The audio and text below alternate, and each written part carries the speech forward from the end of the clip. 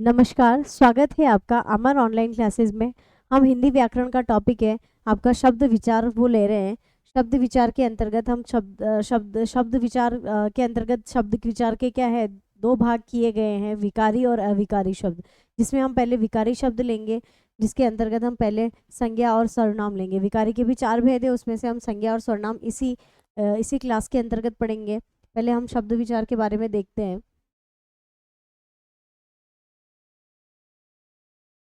शब्द जब वाक्य में प्रयुक्त होता है तब वाक्य के अन्य शब्दों के साथ उसका संबंध स्थापित होता है। जब क्या होता है, पर्टिकुलर कोई शब्द होता है, वो एक ही शब्द क्या है, अन्य शब्दों के साथ मिलता है तो उनके साथ उनका संबंध स्थापित हो जाता है। इस संबंध की अभिव्यक्ति के लिए शब्द कई रूपों में प्रकट होता है। जब उसकी अभिव्यक्ति होगी तो उसके लिए कई संबंध होंगे उसके, है ना, कि आना जाना, ऐसे कुछ भी बहुत सारे संबंध होंगे। प्रयोग अथवा रूप परिवर्तन, प्रयोग अथवा रूप परिवर्तन की दृष्टि से, किसकी दृष्टि से, प्रयोग और रूप परिवर्तन की दृष्टि से शब्दों के दो भेद किए गए। कितने भेद किए गए? दो भेद किए गए। ठीक है, जिसमें पहला होगा विकारी शब्द और दूसरा क्या होगा, अविकारी शब्द। पहले हम देखते हैं। राम एक शब्द है ना, विद्यालय एक शब्द है ना, अलग अलग शब्द है ना। अगर इनको एक ही लाइन में एक साथ लिख लिया जाए, राम विद्यालय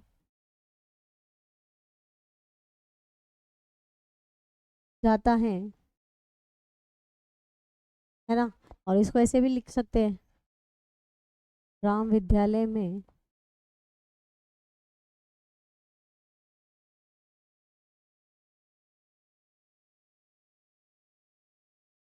राम विद्यालय में पढ़ रहा है ना। तो दोनों का अलग रूप है ना। ये यहाँ पर ये विद्यालय जाने के बारे में बता रहा है और वो विद्यालय में कौन सी क्रिया कर रहा है, पढ़ रहा है।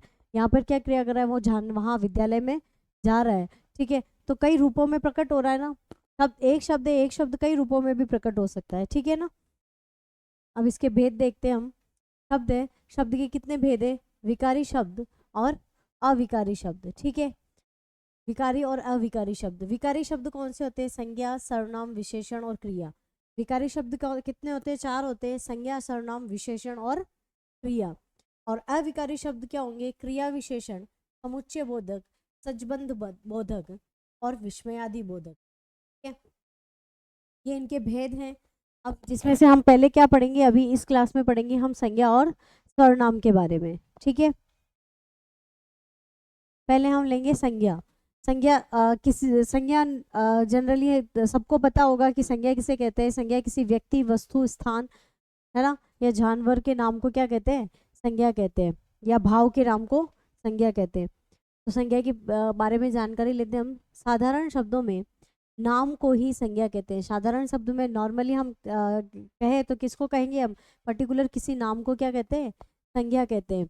जैसे राम ने आगरा में सुंदर ताजमहल देखा। अब इसमें क्या है, राम भी संज्ञा है, आगरा भी संज्ञा है ना, सुंदर, सुंदरता ये भी संज्ञा है, ताजमहल ये भी संज्ञा है ना। ये सब संज्ञा इस वाक्य में हम पाते हैं कि राम एक व्यक्ति का नाम है, आगरा स्थान का नाम है, ताजमहल एक वस्तु का नाम है, वस्तु, तथा सुंदर एक गुण का नाम है ना। बोला ना मैंने, राम ये भी संज्ञा है, ये भी संज्ञा है, ये भी संज्ञा है, ये राम व्यक्तिवाचक संज्ञा में आ जाएगा, आगरा व्यक्तिवाचक में आ जाएगा, सुंदर भाववाचक में आ जाएगा, ताजमहल व्यक्तिवाचक संज्ञा में आ जाएगा, है ना। इस प्रकार ये चारों क्रमशः व्यक्ति, वस्तु, स्थान, भाव के नाम को नाम है। अतः ये चारों ही क्या है, संज्ञा है। ठीक है, तो इसकी संज्ञा की परिभाषा क्या हुई, किसी प्राणी, स्थान यानी कोई जगह का नाम हो, वस्तु कोई भी वस्तु हो सकती है, तथा भाव के नाम को क्या का बोध कराने वाले शब्द क्या कहलाते हैं, संज्ञा कहलाते हैं। ठीक है ना, ये संज्ञा की परिभाषा हो गई। तो आपने देखा, राम, आगरा, है ना। जैसे इनके अलावा बता दूं मैं, जैसे व्यक्ति का नाम, ठीक है, व्यक्ति का नाम सीता ले लिया। ठीक है, स्थान का नाम कुछ भी ले लो, राजस्थान। ठीक है, वस्तु का नाम ले लो, कोई भी वस्तु हो सकती है ना।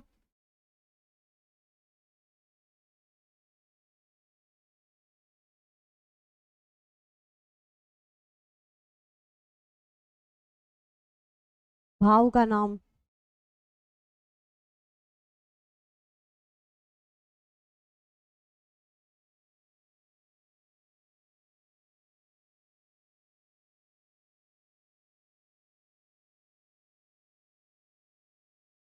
है ना।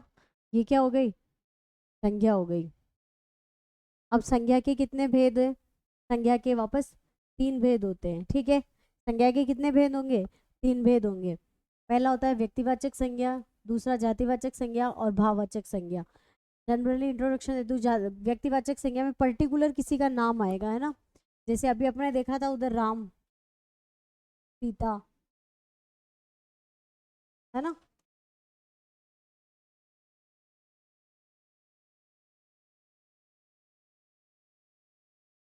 आगरा, ये क्या है, व्यक्तिवाचक संज्ञा हो जाएगी, है ना। और जातिवाचक में किसी जाति का बोध कराते हैं, जैसे लड़का, पर्टिकुलर किसी का नाम आया क्या, नहीं आया ना, पर्टिकुलर किसी का नाम आया क्या है, वो राम है ना। लड़का लड़की तो हो ही जाएगा, ठीक है। और जिला, राज्य, है ना। पर्टिकुलर किसी जिले का नाम आ जाएगा तो वो क्या हो जाएगा, व्यक्तिवाचक में चलेगा। पर्टिकुलर किसी राज्य का नाम आ जाएगा तो वो किस में चला जाएगा, व्यक्तिवाचक में चले जाएगा, है ना। ऐसे नदी भी लिख सकते हो, ठीक है। इनका पर्टिकुलर नाम आ जाएगा तो वो व्यक्तिवाचक में चले जाएगा, और समूह का बोध कराएगा तो वो किस में आ जाएगा, जातिवाचक में आ जाएगा। भाववाचक में अभी अपने देखा था सुंदरता, सुंदर, है ना। ऐसे जो नाम आएंगे वो क्या है, भाववाचक संज्ञा में, जिनको हम महसूस कर सकते हैं, वो क्या है, भाववाचक संज्ञा है। सिंपली समझने के लिए अब है व्यक्तिवाचक संज्ञा। जिस संज्ञा शब्द से एक ही व्यक्ति, बोला ना अभी पर्टिकुलर नाम आएगा, तो एक ही व्यक्ति, वस्तु या स्थान के नाम का बोध हो, उसे व्यक्तिवाचक संज्ञा कहते हैं। व्यक्तिवाचक संज्ञा विशेष का बोध कराती हैं, पर्टिकुलर किसी एक का ही बोध कराएगी, विशेष का बोध कराती हैं, सामान्य का नहीं, ठीक है। प्राय व्यक्तिवाचक संज्ञा वे व्यक्तियों, देशों, शहरों, नदियों, पर्वतों, त्योहारों, पुस्तकों, दिशाओं, समाचार पत्रों, दिनों, महीनों आदि के नाम आते हैं। जैसे व्यक्तियों के नाम आ जाएंगे,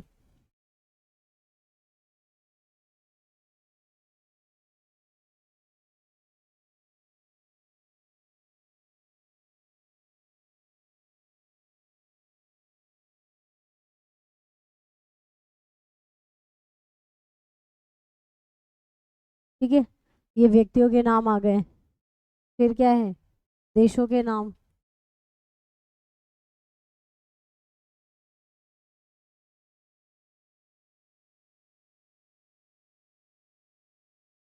भारत, अमेरिका,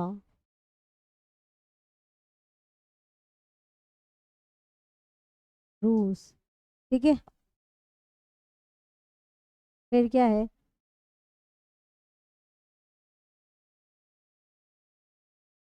शहरों के नाम,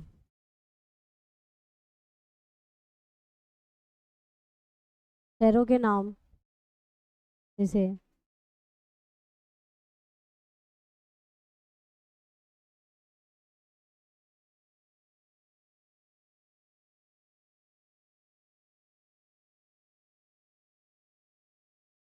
इनमें शहरों के नाम में राज्यों के नाम भी ले सकते हो।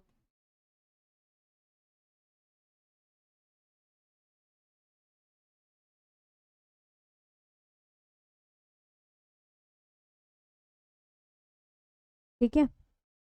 फिर है नदियों के नाम,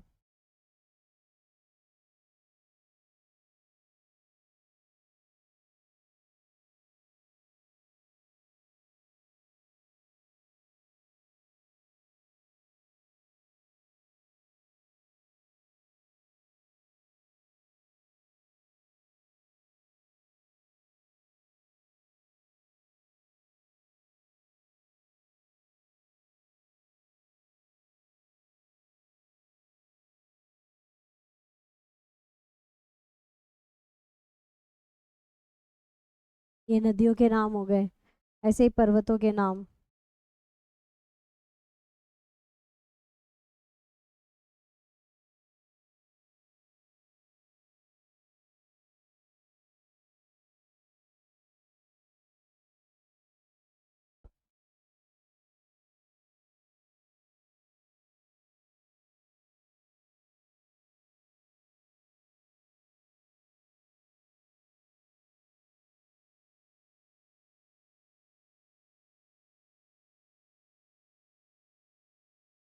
ठीक है, ऐसे ही त्योहारों के नाम देख लो।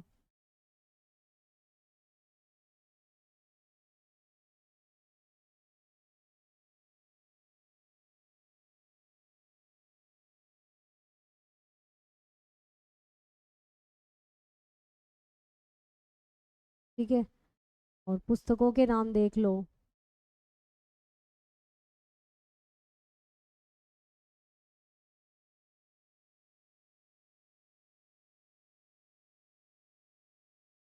अभिज्ञान शाकुंतलम ये कालिदास की रचना है ना, ऐसे पर्टिकुलर किसी भी पुस्तक का नाम हो जाए। ठीक है,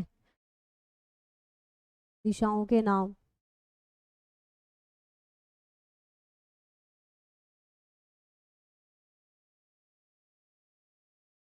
समाचार पत्रों के नाम।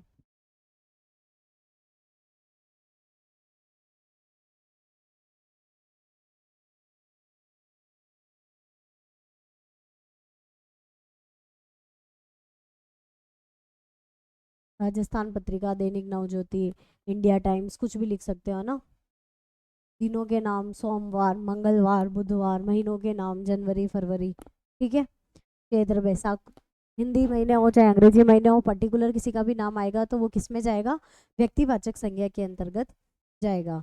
नेक्स्ट हम लेते हैं जातिवाचक संज्ञा। क्या ले रहे हैं हम? नेक्स्ट है जातिवाचक संज्ञा, जिसमें पर्टिकुलर समूह का बोध कराएगा, जाति का बोध कराएगा, है ना। जिस संज्ञा शब्द से किसी जाति की संपूर्ण प्राणियों, वस्तुओं, स्थान आदि का बोध होता है उसे जातिवाचक संज्ञा कहते हैं। जैसे गाय, आदमी, पुस्तक, नदी आदि शब्द अपनी पूरी जाति का बोध करा रहे हैं। ठीक है, गाय कहने पे पर्टिकुलर गाय की जो नस्लें होती है, गिरी हो गई, है ना, नागौरी हो गई, तो वो अलग अलग गाय, अलग अलग पर्टिकुलर, अगर किसी का पर्टिकुलर नागौरी गाय बोल दिया तो वो किस में चला जाएगा? व्यक्तिवाचक में चला जाएगा। परंतु यहाँ अगर हमने केवल केवल बोला गाय, तो वो कौन सी संज्ञा हो जाएगी? जातिवाचक संज्ञा हो जाएगी। ऐसे ही आदमी, आदमी बोला तो वो कौन सी संज्ञा है? जातिवाचक। और पर्टिकुलर किसी आदमी का नाम ले लिया तो वो कौन सा है? व्यक्तिवाचक। ऐसे ही पुस्तक अभी हमने देखा था, पुस्तक बोला तो जातिवाचक, और अभी जैसे हमने उधर लिखा था अभिज्ञान शाकुंतलम, तो वो कौन सी हो गई? व्यक्तिवाचक। नदी में जैसे पर्टिकुलर किसी नदी का नाम ले लिया तो वो व्यक्तिवाचक में, और नदी है तो वो क्या आएगा? जातिवाचक। अपनी पूरी जाति का बोध कराते हैं। ये जातिवाचक संज्ञा। प्राय जातिवाचक संज्ञा में वह फल, फूल, धातुओं, संबंधी, व्यक्तियों, नगर, शहर, गांव, परिवार, भीड़ के नाम आते हैं। जैसे नगर बोल दिया, शहर बोल दिया, गांव बोल दिया, परिवार बोल दिया, पर्टिकुलर कुल मिलाकर किसी का नाम आ जाए, पर्टिकुलर नाम, है ना, तो वो व्यक्तिवाचक में।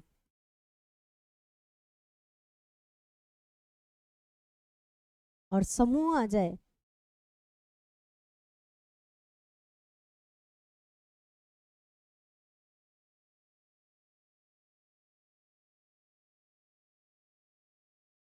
जाति का बोध या समूह का बोध हो।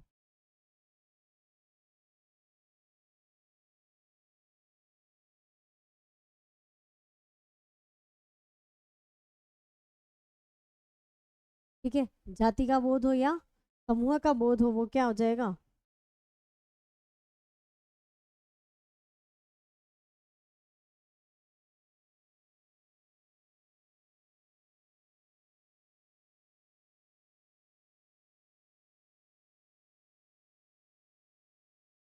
जैसे समूहवाची शब्द आ रहे हैं, भीड़, परिवार, है ना, गांव, शहर, नगर, व्यक्ति, तो ये क्या है? जातिवाचक। और पर्टिकुलर, पर्टिकुलर नाम आ जाए किसी का, व्यक्ति विशेष का नाम या जाति विशेष, नाम विशेष।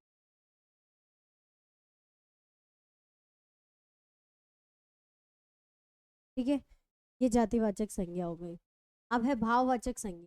ठीक है, जिस संज्ञा शब्द से प्राणियों या वस्तुओं के गुण, धर्म, दशा, कार्य, मनोभाव आदि का बोध हो उसे भाववाचक संज्ञा कहते हैं। जिससे किसका बोध हो रहा है? गुण का, धर्म का, दशा का, कार्य का और मनोभाव का बोध हो उसे क्या कहेंगे? भाववाचक संज्ञा।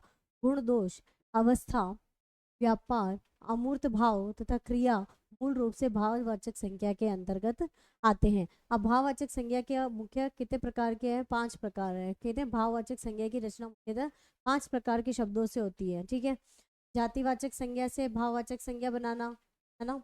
इससे बनेगी भाववाचक संज्ञा। किन किन से बनेगी? पांच से बनेगी। जातिवाचक संज्ञा से, सर्वनाम संज्ञा से, विशेषण से, क्रिया से, अवयव से। ठीक है, इनसे क्या बनती है?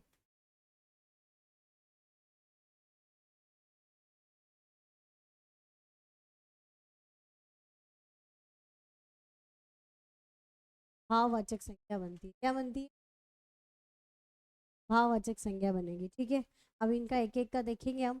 जातिवाचक संज्ञा से भाववाचक संज्ञा, जातिवाचक संज्ञा है ये, और ये सारी क्या है? भाववाचक। अब शिशु क्या है? पर्टिकुलर क्या है? जातिवाचक संज्ञा है। जातिवाचक संज्ञा क्या बना? केशव या शिशुता, है ना? विद्वान है, विद्वान से क्या बना? विद्वता। मित्र से मित्रता, पशु से पशुता, पुरुष से पुरुषत्व, सती से सतीत्व, लड़का से लड़कपन। ठीक है, गुरु से गौरव, बच्चा से बचपन, सेवक सेवा। सेवक पर जातिवाचक संज्ञा है, सेवा एक भाव है ना? सज्जन सज्जनता, आदमी आदमियत, इंसान इंसानियत, है ना? कुल मिला के ये ध्यान रखना कि भाववाचक संज्ञा क्या है, एक तरीके से अपन उनको फील करते हैं, वो होती है भाववाचक संज्ञा, है ना? दानव से दानवता, बूढ़ा से बुढ़ापा, बंधु से बंधुत्व, व्यक्ति से व्यक्तित्व, ईश्वर से ऐश्वर्य, चोर से चोरी,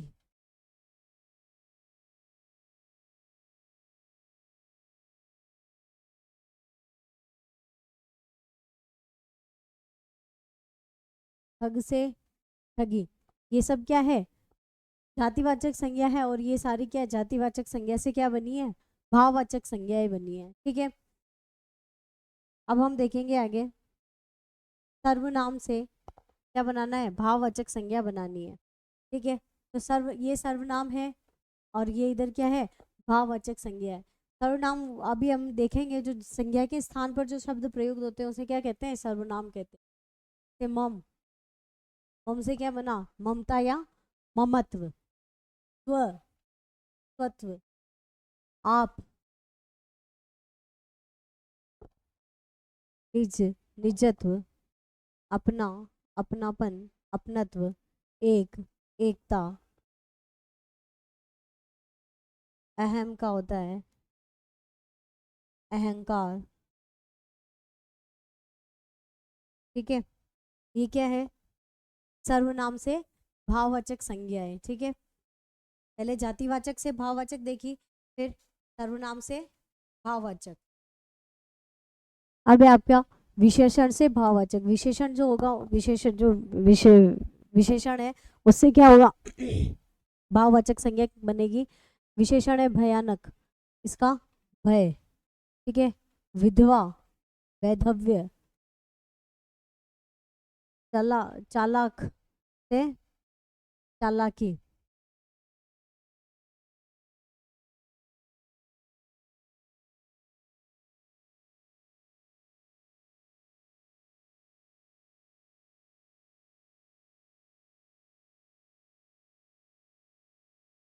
चालाक से चालाकी, शिष्ट से शिष्टता, ऊंचा से ऊंचाई, नम्र से नम्रता, बुरा बुराई, मोटा मोटापा, स्वस्थ स्वास्थ्य, मीठा मिठास, सरल सरलता।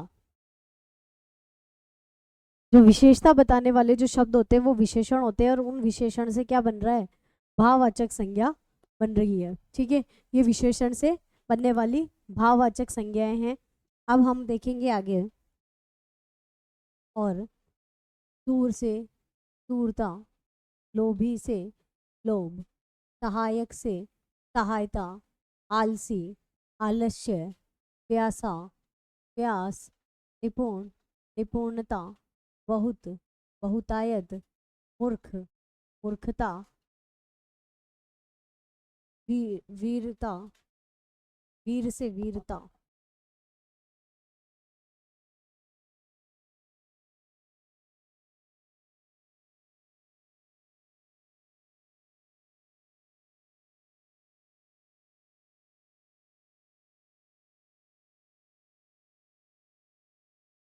वीर से वीरता, न्यून से न्यूनता, आवश्यक से आवश्यकता, हरा से हरियाली, भूखा भूख, पतित का पतन, सुंदर का सुंदरता। ये सब क्या है? विशेषण है। विशेषण से क्या बनी है? भाववाचक संज्ञा। ठीक है, विशेषण से क्या बन रही है? भाववाचक संज्ञा बन रही है। ठीक है ना। छोटा का छोटपन, दुष्ट का दुष्टता, काला का कालीमा, निर्बल का निर्बलता। ठीक है, ये भी क्या है? विशेषण है। इनसे क्या बन रही है? भाववाचक संज्ञा बन रही है। ठीक है,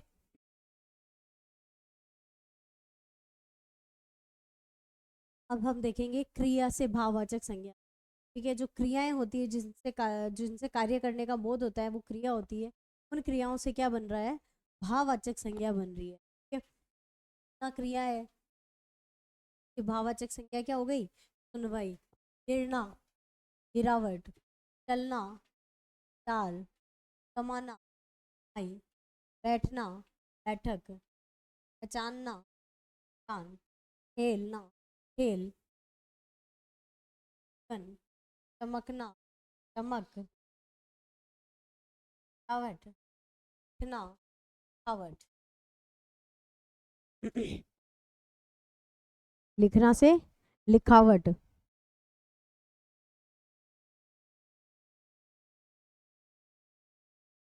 पढ़ना पढ़ाई, जमना जमाओ, पूजन पूजा, हंसना हंसी, गूंजना गूंज, जलना जलन, भूलना भूल, गाना गान, उड़ना से उड़ान,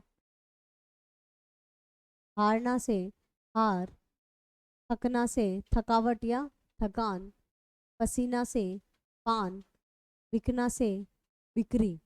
ठीक है, ये कौन सी संज्ञाएं थी? क्रियाएं थी जिससे कौन सी संज्ञा बनी? भाववाचक संज्ञा बनी। क्रिया से भाववाचक संज्ञा। ठीक है, अब है अव्यय। अव्यय से भाववाचक संज्ञा। इसमें अव्यय का क्या है? कुछ भी लिंग वचन से क्या क्या होता है? इन शब्दों का में कोई भी परिवर्तन नहीं होता है, वो क्या होते हैं? अव्यय होते हैं। दूर से दूरी, ऊपर से ऊपरी, दिक से धिक्कार, शीघ्र से शीघ्रता, मना से मनाई, निकट से निकटता, नीचे से नीचाई, समीप से सामीप्य। ठीक है, ये क्या है? अव्यय है। अव्यय से क्या बन रही है? भाववाचक संज्ञाएं बन रही है। अव्यय से भाववाचक संज्ञाएं। ठीक है, ये हमारे हो गए, संज्ञा हो गई। फिर व्यक्तिवाचक संज्ञा, जातिवाचक संज्ञा और भाववाचक संज्ञा। ठीक है, ये हमारे हो गई कंप्लीट। एक बार वापस रिपीट कर लो।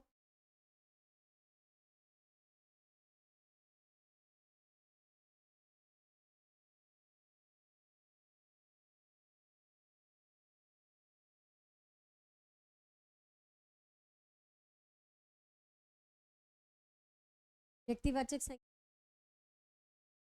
का नाम आए, व्यक्तिवाचक संज्ञा होगी। और अगर उसके उसके जाति का बोध कराए या समूह का बोध कराए तो वहां पर कौन सी संज्ञा हो जाएगी? जातिवाचक संज्ञा हो जाएगी। ठीक है, पर्टिकुलर किसी व्यक्ति का नाम आ रहा है, अगर ये वाली जो चीजें हैं, ये वाली चीजें पूछे जाएगी, नदियां नदियां, शहर, देश, व्यक्ति, पर्वत, ऐसा कुछ आ जाए तो वो उस वाक्य के अंतर्गत ये नाम आ जाए तो क्या हो जाएगा? वो जातिवाचक संज्ञा हो जाएगी, और पर्टिकुलर किसी व्यक्ति विशेष का नाम आ गया, नदी विशेष का नाम आ गया, शहर विशेष का नाम आ गया, तो वो क्या हो जाएगी? व्यक्तिवाचक संज्ञा हो जाएगी, है ना। ठीक है, तो पशु पक्षी आ गए, गांव शहर परिवार आ गया, तो ये जातिवाचक। राम सीता, चंबल, गंगा यमुना, विंध्याचल पर्वत, हिमालय पर्वत, पर्टिकुलर नाम आ रहा है ना। किसी शहर का नाम आ गया जयपुर, भीलवाड़ा, किसी राज्य का पर्टिकुलर किसी राज्य का नाम आ गया राजस्थान, गुजरात, तो वो क्या है, हो जाएगा व्यक्तिवाचक संज्ञा। ठीक है, भाववाचक संज्ञा में क्या होगा? गुण होगा, मनोभाव होगी, है ना, कि धर्म दशा और कार्य का वर्णन किया जाएगा, तो वो कौन सी भाववाचक संज्ञा होगी। भाववाचक संज्ञाओं का निर्माण 5 प्रकार से होता है। पहले जातिवाचक संज्ञा से क्या होगा? भाववाचक संज्ञा बनेगी, फिर सर्वनाम से भाववाचक और अव्यय से। जाति का बोध कराने वाली का बताने क्या कार्य होने, कोई भी लिंग हो वचन हो, परंतु उनका उन शब्दों में कोई परिवर्तन नहीं होता है, वो अव्यय होते हैं। इनके द्वारा क्या बनती है?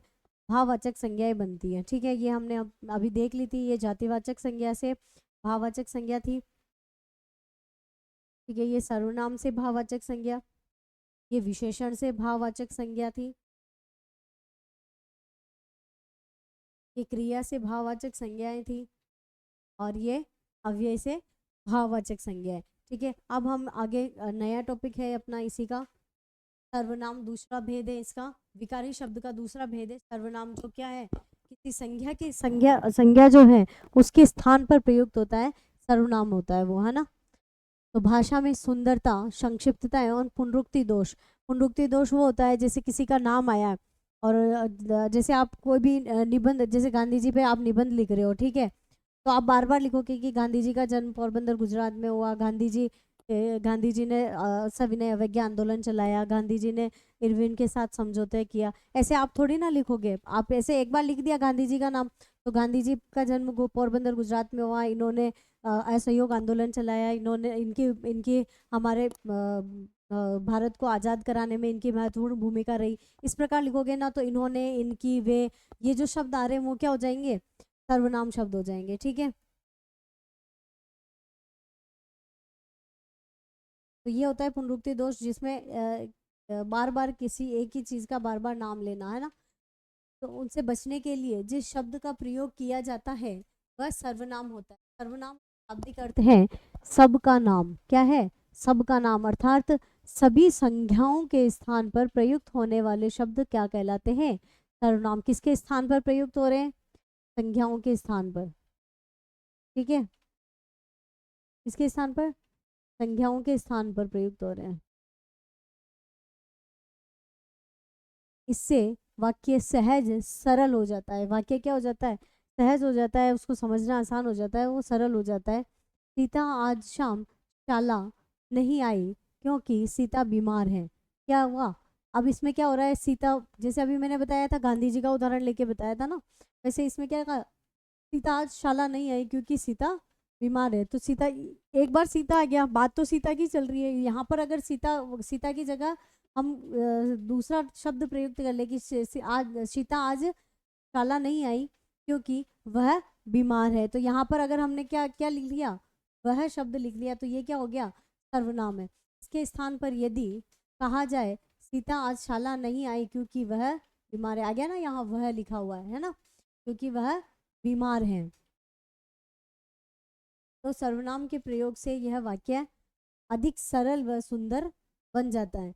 अब इस वाक्य को पढ़ते हो तो बार बार सीता सीता सीता सीता आ रहा है ना, और यहाँ पर एक बार सीता आया और फिर उसके बाद पुनरुक्ति, इसको पुनरुक्ति जो दोष है इसमें वो क्या हो गया? इसका समाप्त हो गया और भाषा सरल सुंदर बन गई। अब इसकी सर्वनाम की परिभाषा क्या होगी? संज्ञा के स्थान पर प्रयुक्त होने वाले शब्द क्या कहते हैं? सर्वनाम कहलाते हैं। जैसे मैं हो गया, तुम, वह, हम, आप, उसका आदि, ये सब क्या है? सर्वनाम शब्द है। ठीक है, अब है सर्वनाम के 6 भेद होते हैं। सर्वनाम के भेद, सर्वनाम के निम्नलिखित 6 भेद होते हैं। कितने भेद होते हैं? 6 भेद होते हैं। सर्वनाम के भेद है पुरुषवाचक सर्वनाम, निश्चयवाचक सर्वनाम, अनिश्चयवाचक सर्वनाम, संबंधवाचक सर्वनाम,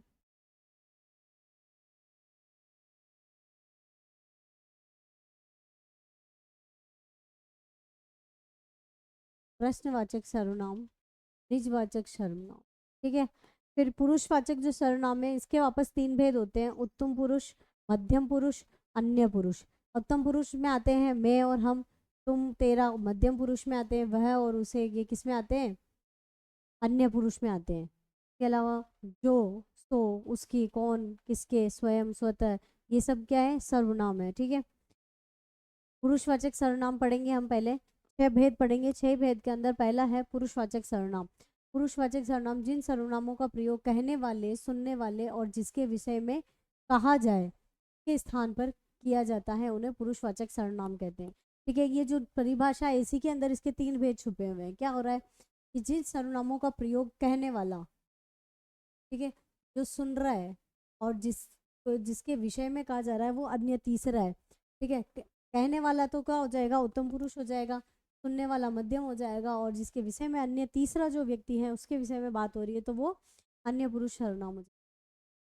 ठीक है, तो अब इनके तीनों प्रकार, कहने जो बोल रहा है, जैसे मैं बोल रही हूँ तो मैं क्या हो जाऊंगी? उत्तम पुरुष हो जाऊंगी। और मैं किसी के बारे में, जो मेरे साथ है मैं उसके बारे में बात कर रही हूँ तो वो क्या हो जाएगा? मध्यम पुरुष। तो किसी में अगर किसी तीसरा, 2 जने बात कर रहे हैं, 2 जने के अलावा कोई तीसरा व्यक्ति है जिसके बारे में बात की जा रही है तो उत्तम पुरुष, सॉरी, अन्य पुरुष। ठीक है, अभी पुरुषवाचक सर्वनाम के 3 प्रकार हैं। उत्तम पुरुष, बोलने वाला व्यक्ति, लिखने वाला व्यक्ति अपने लिए सर्वनामों का प्रयोग करता है, वे उत्तम पुरुष सर्वनाम कहलाते हैं। जैसे मैं, जैसे क्या है? मैं, हम, सब, हम लोग आदि। ठीक है, जो स्वयं के लिए, जब आप अपने लिए जब कुछ भी किसी सर्वनाम शब्द का प्रयोग कर रहे हो, खुद के लिए कर रहे हो, तो वो क्या हो जाएंगे? मध्यम पुरुष, सॉरी, उत्तम पुरुष सर्वनाम हो जाएंगे। ठीक है, मैं, हम, सब, हम लोग। ठीक है, जो स्वयं के लिए प्रयुक्त होगा वो उत्तम पुरुष। ठीक है, अब क्या है? मध्यम पुरुष, जिसे संबोधित करके कुछ कहा जाए। जैसे मैंने पर्टिकुलर, मेरे साथ कोई है, मैं उन्हें उसके लिए कुछ बोला तो वो क्या है? मध्यम पुरुष। जिससे बात की जा रही है, ठीक है, जिससे बात की जाए, जिसके बारे में कुछ लिखा जाए, उसके नाम के बदले में प्रयुक्त होने वाला सर्वनाम मध्यम पुरुष सर्वनाम कहलाते हैं। जैसे तू, तुम, आप लोग, आप सब, ये सब क्या है? मध्यम पुरुष सर्वनाम है। ठीक है, अब है आपका तीसरा भेद, अन्य पुरुष। ठीक है, अन्य पुरुष, मैंने बोला ना, 2 व्यक्ति हैं, 2 व्यक्ति किसी तीसरे व्यक्ति के बारे में बात कर रहे हैं तो ये क्या है? इसके लिए जो शब्द प्रयुक्त होगा वो क्या होगा? अन्य सर्वनाम। जिसके बारे में बात की जाए, क्या है? जिसके बारे में बात की जाए या कुछ लिखा जाए के नाम के बदले में प्रयुक्त होने वाले सर्वनाम अन्य पुरुष के, वे लोग, ये, यह, आप। ठीक है, अब इसका दूसरा भेद हो गया, एक भेद कंप्लीट। आपका पुरुषवाचक सर्वनाम हो गया। अब है आपका निश्चयवाचक सर्वनाम। ठीक है, निश्चयवाचक सर्वनाम है जो सर्वनाम निकटस्थ अथवा दूरस्थ व्यक्ति के या पदार्थ की ओर निश्चित संकेत करते हैं। कि भाई फिक्स्ड है कि हाँ ये चीज है। निश्चित का मतलब क्या होता है? फिक्स। ठीक है, यह क्या है? पेन है। तो क्या है? यह पेन है, तो ये निश्चयवाचक कर रहा है ना। इसके 2 प्रयोग होते हैं निकट वस्तुओं के लिए, यह, ये। जैसे अभी मेरे पास, मेरे समीप है ना ये, तो मैंने इसके लिए क्या बोला? यह पेन है। ठीक है, तो ये क्या होगा? निकट वस्तुओं के लिए। दूर की वस्तुओं के लिए, जैसे दूर कोई टेबल पड़ी है तो मैंने उसके लिए बोला कि नहीं, वह क्या है? वह टेबल है। ठीक है, ये हो गया निकट और दूर वस्तुओं के लिए हो गया। जो पास पास में हो के लिए, और जो क्या हो? दूर पड़ी वस्तुओं, कोई व्यक्ति हो उसके लिए जो आएगा वो क्या है? फिर अनिश्चयवाचक सर्वनाम। ठीक है, तीसरा भेद क्या है? अनिश्चय। उसमें क्या हो रहा था? निश्चय था और इसमें अनिश्चय है, निश्चय नहीं है। ठीक है, जिस सर्वनाम से किसी व्यक्ति, ऐसे व्यक्ति या पदार्थ का बोध होता हो जिसके विषय में निश्चित सूचना नहीं मिलती, उसे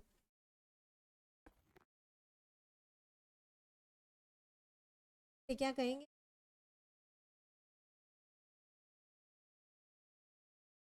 अनिश्चय हैं।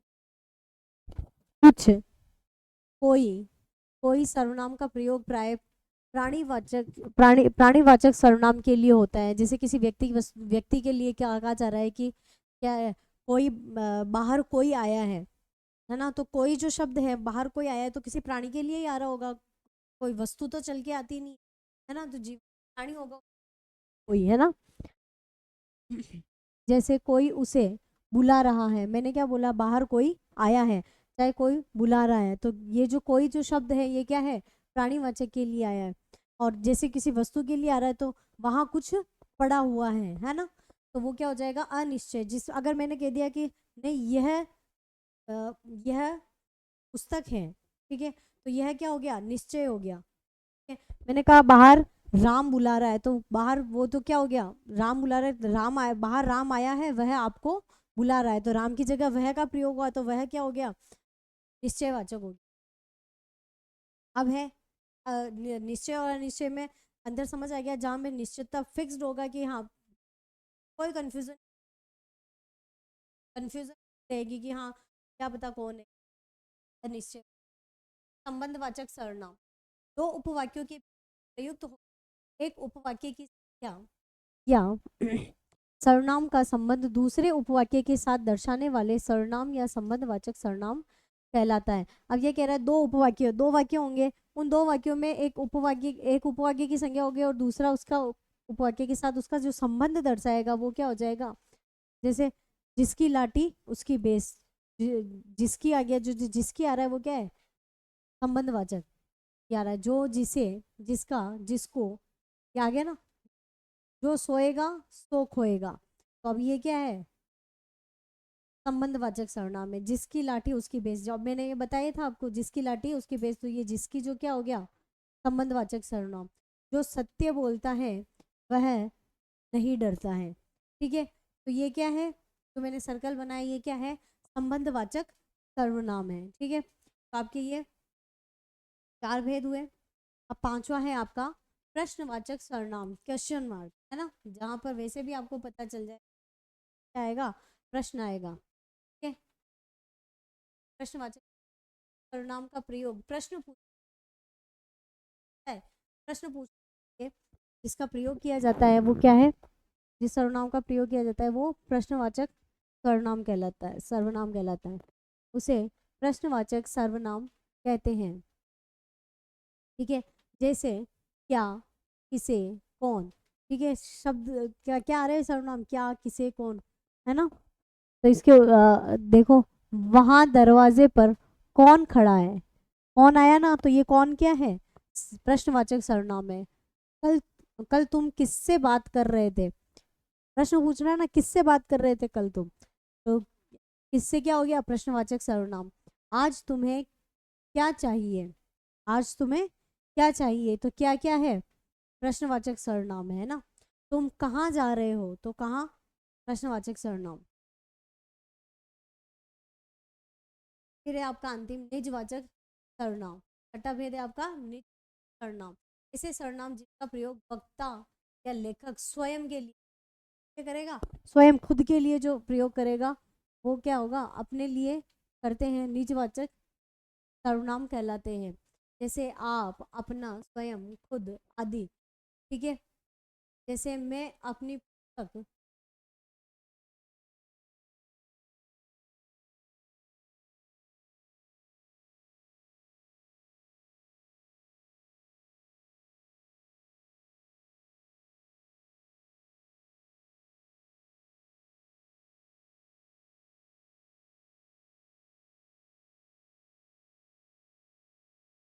पढ़ रहा हूँ,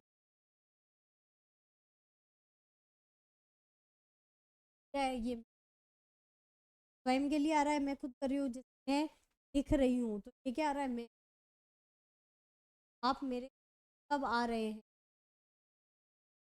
इन वाक्यों में तथा मेरे शब्द निजवाचक सर्वनाम कहलाते हैं, ठीक है। ये आपके सर्वनाम का टॉपिक भी कंप्लीट हुआ, संज्ञा और सर्वनाम, ठीक है। संज्ञा सर्वनाम क्या है, संज्ञा के स्थान पर प्रयुक्त होने वाले शब्द क्या कहलाते हैं, सर्वनाम कहलाते हैं, जिसके जितने 6 भेद होते हैं, पुरुषवाचक सर्वनाम, ठीक है, पुरुषवाचक के 3 भेद हो गए, उत्तम, मध्यम और अन्य, ठीक है। जो कहने वाला है, जिसके लिए बात करी है और किसी अन्य के लिए बात की जा रही है, वो तीनों हो गए। फिर निश्चय जिसमें निश्चितता प्रकट की जाए वहाँ पर निश्चयवाचक, और जहाँ अनिश्चय हो कि कोई आया है कौन, तो वो क्या है अनिश्चय, जिसमें संबंध को प्रकट किया राजा जिसका जो जिसकी, तो ये संबंधवाचक। प्रश्नवाचक प्रश्न पूछने के लिए जिन सर्वनामों का प्रयोग वाचक स्वयं के लिए लेखक बोलने वाला वक्ता खुद के लिए या लेखक खुद स्वयं के लिए प्रयुक्त किया जाए वो निजवाचक सर्वनाम होता है। ठीक है, ये सर्वनाम थे आपके संज्ञा और सर्वनाम दोनों भेद, दो भेद थे, ये दोनों भेद आपके कंप्लीट हुए। अगर इनमें कुछ भी दिक्कत हो, जो कुछ समझ ना आया हो, तो आप हमें कमेंट करके बताइएगा, आपकी समस्या का समाधान किया जाएगा। ठीक है, तो धन्यवाद।